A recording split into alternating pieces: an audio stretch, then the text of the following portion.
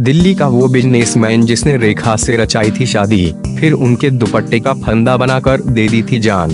रेखा पर्दे की वो सदाबहार अभिनेत्री हैं जिन्होंने उम्र को अपना गुलाम बना रखा है। अपने अभिनय से इंडस्ट्री पर राज करने वाली रेखा ने अपनी खूबसूरती से भी लोगों का दिल चुरा लिया था।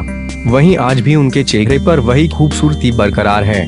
रेखा पर्दे पर सुपरहिट रहीं, लेकिन उनकी निजी जिंदगी एक फिल्मी कहानी बनकर रह गई। कभी अफेयर, कभी शादी और ना जाने कितने ही विवादित बातें रेखा के जीवन का हिस्सा बनी। उनके जीवन में एक भूचाल वो भी आया था जब उनके पति मुकेश अग्रवाल ने आत्महत्या कर ली थी। रेखा का नाम बॉलीवुड के कई हीरो से जुड़ा, लेकिन अमिताभ बच्चन से उनकी प्रेम कहानी सबसे ज्यादा चर्चित रही। फिल्मों में दोनों की जोड़ी हिट थी और पर्दे के पीछे उनके अफेयर के चर्चे सुर्खियां बटोर रहे थे। हालांकि इस रिश्ते को ज्यादा दिन की खुशियां नसीब नहीं हुई और अमिताभ अपना घर बचाने के लिए रेखा से अलग हो गए। जब अमिताभ का प्यार रेखा को नसीब नहीं हुआ तो उनकी जिंदगी में बिजनेसमैन मुकेश अग्रवाल की एंट्री हुई। मुकेश अग्रवाल दिल्ली के बड़े बिजनेसमैन थे। उनकी कंपनी हॉटलाइन किचन का सामान बनाती थी। मुकेश को फिल्मी हस्तियां बहुत अच्छी लगती थी और वो अपनी पार्टियों में फिल्मी सितारों को बुलाते थे। मशहूर डिजाइनर बीमा रमानी मुकेश और रेखा की कॉमन दोस्त थीं।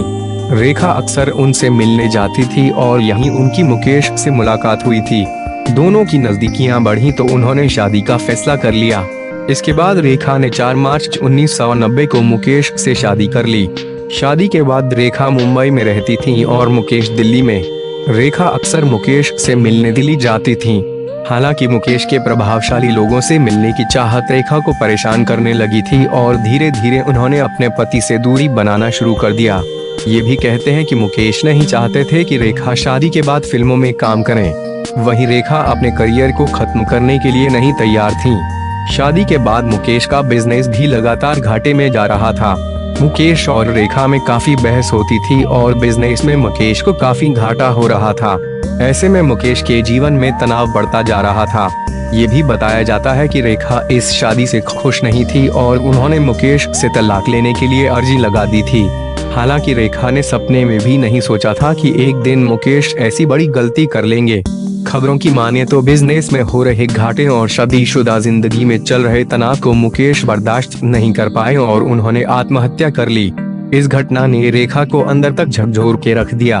यासिर उस्मान ने अपनी किताब में लिखा था, जिस फंदे से मुकेश ने खुदकुशी की थी वो दुपट्टा रेखा का था।